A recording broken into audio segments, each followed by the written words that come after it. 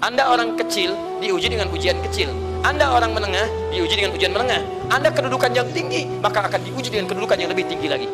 Maaf, Allah tidak akan menguji dedaunan dengan angin yang menerpa akar. Pasti berbeda. Karena angin ketika kedudukan semakin tinggi, maka angin semakin kencang akan menerjangnya. Yuk kita turunkan. Jenis ujiannya bisa 3. Allahu Rabbi wal Islam dini wa Muhammadan Rasulullah. Maka di sini ada gambaran pada kita yang pertama, kalau antum sedang dibimbing oleh Allah menuju kedudukan yang tinggi, maka sadarlah teman-teman, saat yang bersamaan antum tidak akan sunyi dari rintangan-rintangan sekitaran.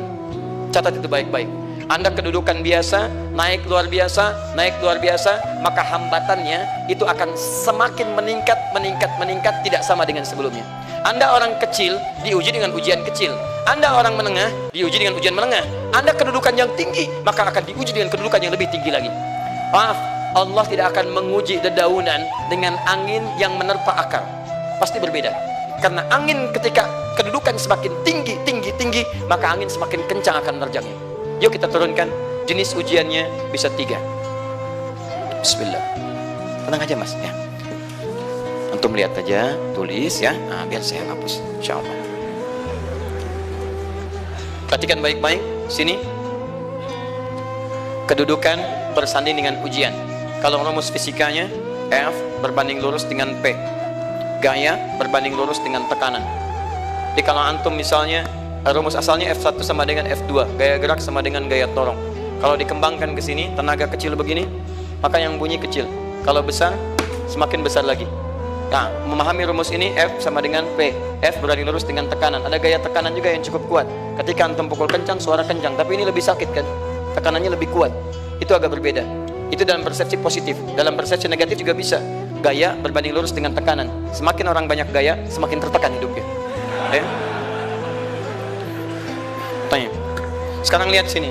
Rumus ini kalau kita turunkan lewat ayat, am hasibtum an tadkhulul jannata. Apakah Anda akan duga begitu mudah masuk surga? Walamma yatikum matalul ladzina khalau min qablikum. Sementara Allah belum menguji Anda seperti orang dulu yang dijamin surga mendapati ujian. Apa jenis ujiannya? Ini manhaj hidup kita dan kita berhenti di sini. Maaf, saya mungkin hanya 5 ayat dulu untuk hari ini ya. Massatuhumul ba'sa. Ujian pertama disebut dengan ba'sun. Jamaknya ba'sa. Ba'sa. Ini masih ringan. Misal, jarang ke masjid, sekarang mulai ke masjid. Begitu antum ke masjid, Allah kasih ujian sesuai dengan kadar niat antum. Kasih ujian gerimis. Ke masjid gak? Itu ba'sun. Begitu antum ke masjid, orang Arab katakan, nazil matar, turun hujan. La ba's, la ba'sa, la ba'sa. Gak ada masalah. La ba'sa, tidak ada masalah. Serap ke dalam bahasa Indonesia lewat labas.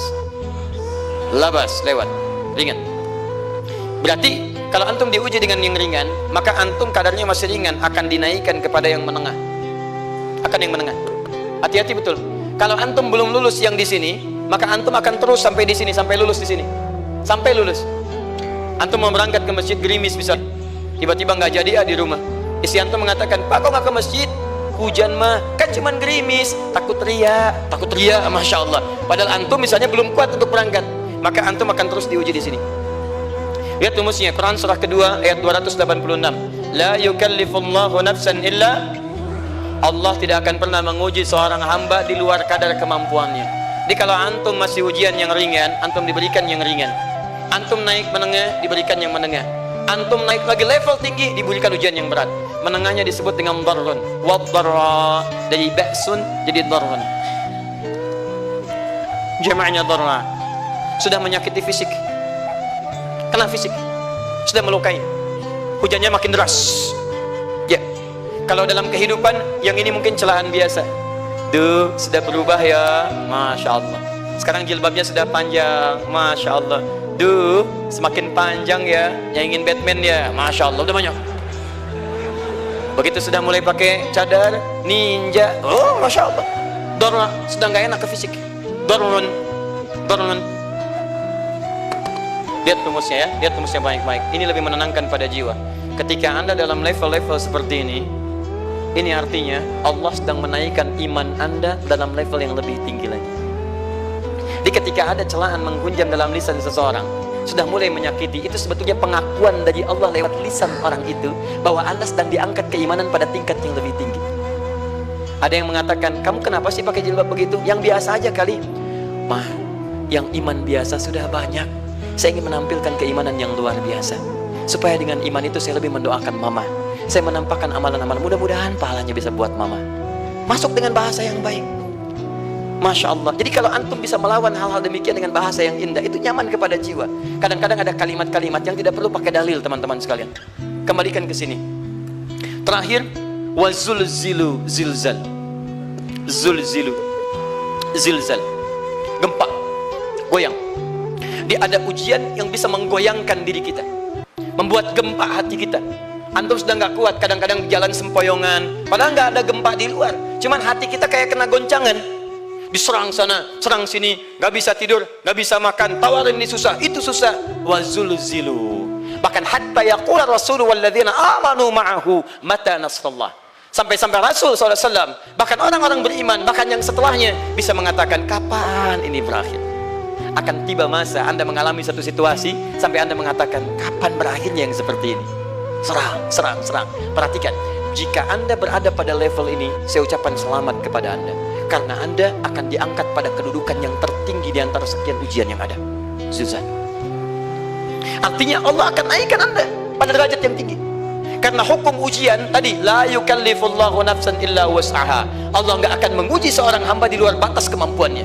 Jadi kalau Anda sudah dipandang oleh Allah siap menerima yang ini, maka Anda akan diberikan zilzal. Kalau Anda nggak mampu, Anda hanya akan diberikan darra atau ba'sun. Dimohon maaf kalau di antara jamaah yang hadir saat ini Anda merasa sedang punya masalah yang berat, membuat hati Anda goyah. Saya ucapkan pada Anda, dari sekian hamba Allah yang ada di muka bumi, cuman Anda yang diberikan itu. Artinya Allah akan mengangkat derajat Anda. Ayo bahagia dan yakinlah, bukan orang lain yang dititipkan, Anda yang diberikan. Allah percaya pada Anda, kenapa Anda tidak yakin? Bukan orang lain.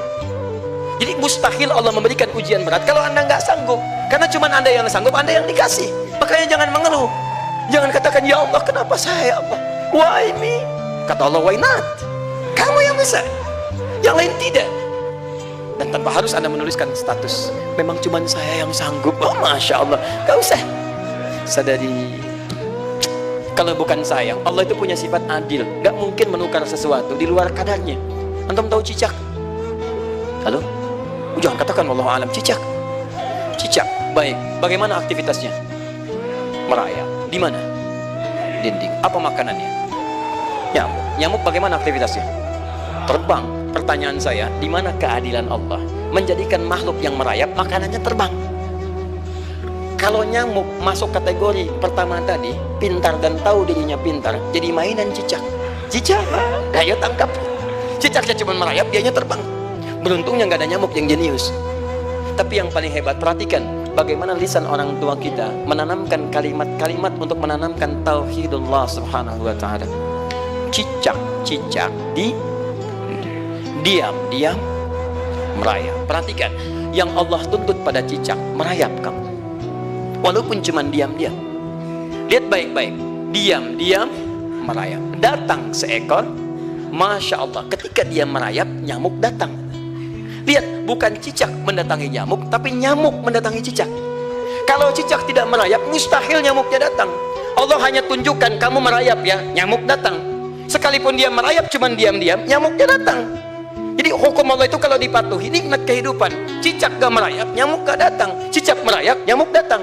Datang seekor nyamuk. Setelah itu, silakan. Jadi kalau kita teman-teman ikuti hukum Allah, mau berat, alhamdulillah. Mau ringan, alhamdulillah. Ya mau sedang, alhamdulillah. Begitu diangkat, artinya ada pengakuan dari Allah, iman kita akan diangkat. Cuman bahasa Nabi Ya'qub alaihissalam kepada Yusuf alaihissalam, mesti ada persiapan dalam mengatasi itu semua. Tidak cukup hanya mendiamkan saja. Maka kata Nabi Ya'qub, jangan kisahkan dulu, bikin dulu pemetaan-pemetaan untuk mudah mengatasi itu semua. Ini poinnya. Anda harus punya rencana.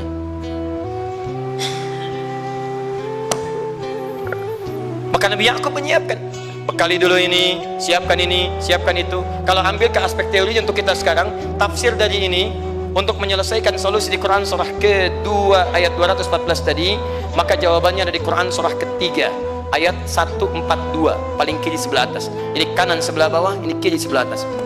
Dan awal ayatnya dibuka dengan kalimat yang sama. Perhatikan, Al-Baqarah ayat 214 kalimatnya menggunakan am hasibtum an tadkhulul jannah. Ali Imran 142 am hasibtum an tadkhulul jannah. Yang Al-Baqarah itu ujiannya, walamma ya'tikum mathalul ladzina khalau min qablikum masathumul ba'sa wad-dharra wazulzilu. Yang Ali Imran itu solusinya. Am hasibtum an tadkhulul jannata walamma ya'lamillahu alladhina jahadu minkum wa ya'lamas sabirin. Saya tutup sampai sini dulu. Teman-teman perhatikan, walamma, sedangkan Allah ya'lamillahu alladhina jahadu minkum, belum melihat kesungguhan Anda untuk mengatasi berbagai persoalan kehidupan itu. Kalimat jahadu, akar katanya dari kata al-juhdu, serius, sungguh-sungguh. Jadi kalau persoalan Anda ingin segera selesai, Anda mesti serius. Hei yang sedang kuliah, kalau mau cepat selesai kuliahnya, serius belajarnya, pahami dengan baik. Kalau Anda nggak pernah serius, bagaimana bisa menyelesaikan pelajaran dengan baik? Hei yang sedang berumah tangga, kalau ingin baik rumah tangganya, serius dalam berumah tangga, keluarkan hukum-hukum Allah, terapkan dalam kehidupan rumah tangga, Anda akan mendapatkan manfaatnya. Hei yang sedang berbisnis, serius dengan pekerjaan, karena hanya orang serius yang bisa menghasilkan kekayaan-kekayaan yang terbaik. Serius dalam ibadah, karena ibadah melahirkan keberkahan dengan kekayaan yang Anda dapatkan dari titipan Allah Subhanahu wa Ta'ala. Ayo serius. Al-juhdu dibagi 3 bagian. 1, serius dalam merencanakan, disebut ijtihad namanya, bikin rencana. Misal, maaf, tadi dalam keluarga, kalau diambil kedudukan Yusuf alaihissalam, antum tempatkan itu pada porsi pertama sebagai target. Misal, Yusuf diberikan kedudukan oleh Allah. Bagaimana anak saya punya kedudukan walaupun tidak sama dengan Yusuf alaihissalam? Cari, rencanakan, buat pemetaan. Di masa depan anak saya mesti punya kedudukan. Apa? Kalau dalam kedokteran, kedudukan dokter yang terbaik. Kalau dalam bisnis, pengusaha yang terbaik. Misal, kalau dalam pemerintahan, jangan tanggung-tanggung, jadi presiden, jadi itu. Anda turunkan kemudian pendidikannya dari situ. Ijtihad direncanakan, masuknya lewat sini, lewat sini, lewat sini, lewat sini. Seperti kemudian, maaf, Hannah dengan Imran rahimahumullah merencanakan hasil yang terbaik untuk Maryam, bahkan sejak dalam kandungan. Quran surah ketiga Ali Imran dari ayat 35 sampai 37, paling kiri pertengahan sampai bawah. Idh qalat imra'atu Imran rabbi inni nazartu, bahkan nazartu ma fi batni muharrara, saya bernazar anak saya yang lahir ini akan punya kedudukan dekat dengan Allah Subhanahu wa Ta'ala. Di sejak bayi direncanakan mau jadi apa. Setelah itu apa? Jihad. Jihad itu kesungguhan dalam mempraktekkan, mengaktualisasikan konsep yang sudah dibuat. Jangan sampai cuma berdoa tapi doanya tidak disandingkan dengan ikhtiar, nggak nyambung. Makanya ketika lahir ada jihad, jihad dengan doa. Falamma wada'at saqalat rabbi inni wada'tuha untha, ayat 36-nya. Wallahu a'lamu bima wada'at wa laysa dzakaru kal untha. Lihat, wa inni sammaituha Maryam wa inni wa'idhuha bika wa dzurriyyataha minasyaitonir rajim. Doa. Setelah berdoa apa? Teruskan bagian akhirnya ayat 37-nya. Maaf teman-teman, tidak cukup dengan doa. Karena Maryam masih dekat dengan Allah, punya kedudukan, dia mesti dirawat oleh orang yang paling saleh. Cari Nabi Zakaria, orang saleh, mesti merawat. Tempatnya masih netral dari keburukan, bikin mihrab. Jadi tempat dibuatkan, orang soleh merawat, doa dipanjatkan, doa berbanding lurus dengan ikhtiar. Apa yang terjadi? Ayat 37-nya. Fataqabbalaha rabbuha biqabulin hasanin wa ambataha nabatan hasanan. Maka Allah Subhanahu wa Ta'ala menerima usaha orang tua ini. Doanya diterima, ikhtiarnya diterima. Jadi kalau antum mengambil ayat tadi, diterapkan dalam kehidupan, rencanakan teman-teman sekalian. Anak mau sekolah di mana? Mau jadi apa? Turunkan ke bawahnya. Oh, dia mau jadi dokter, dokter yang hafal Quran, turunkan pendidikannya di sini sampai paling kecil dia. Siapa gurunya yang dekat dengan Allah? Sekolahnya yang menjauhkan dari hal-hal keburukan, sampai satpamnya soleh, securitynya soleh, koperasinya orang-orang soleh, gurunya orang-orang soleh. Hadirkan. Kalau ikhtiarnya sudah nyambung dengan doa, maka fataqabbalallah, taqabbalaha rabbuha. Diterima Maryam, antum diterima. Di kadang-kadang yang nggak nyambung nih begini, doanya nggak nyambung dengan ikhtiar, itu masalahnya. Ya Allah, mohon ya Rabb, jadikan anak saya rajin sholat, hafal Al-Quran, tapi ditempatkan di sekolah yang tidak pernah mengajarkan sholat, nggak nyambung. Ditempatkan di tempat yang tidak pernah mengajarkan Quran, tidak nyambung. Nggak ada kesamaan di situ. Maka Nabi Ya'qub alaihissalam memberikan gambaran kepada anaknya, nah, kamu akan punya kedudukan begini, hati-hati, setiap ada kedudukan akan ada rintangan, kamu harus punya rencana untuk merencanakan solusi-solusi terbaik untuk itu. Kemudian yang terakhir, ini yang paling hebat, mujahadah, perjuangan melawan emosi. Karena tidak sedikit tantangan itu, maaf, yang berat itu bukan menghadapi fisiknya, tapi menghadapi diri kita sendiri. Mau ke masjid, malas, itu yang susah dihadapi dibandingkan dengan hujan. Hujan ada payung, malas mau pakai apa? Maaf, menurun, semangat turun, malas datang, kecewa datang, pesimis datang, lawan, namanya mujahadah.